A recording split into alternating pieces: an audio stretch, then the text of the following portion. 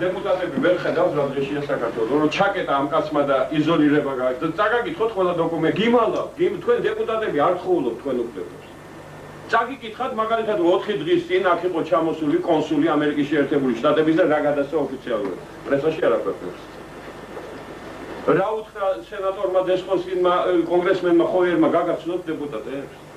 რომ საქართველოსკენ არავინ არ გამოიხედავს ამ შენ იქნები, იმიტომ რომ შენ დაღუპვისკენ მიყავს საქართველოს. იზოლაციისკენ მიყავს საქართველოს. ვერ ატყობთ რომ გაწყვილებთ 50 სახელმწიფო მზათარი ოქცნობს, რომ არის ვაქცინოთ. რუმინეთმა, ჩვენ ჯოვანისი ამბავია. ეს ამბავი რო ატყდა, ეს ამბავი რო ატყდა, აი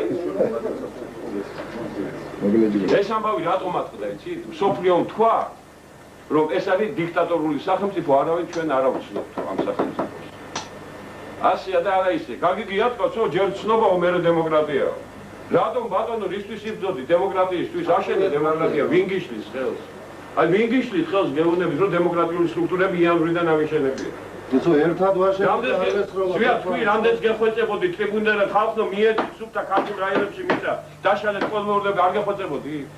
გაკეთდა 96% სოფლის მეურნეობა დღეს ვისწავლში, ესეც სოციალისტური სტრუქტურების.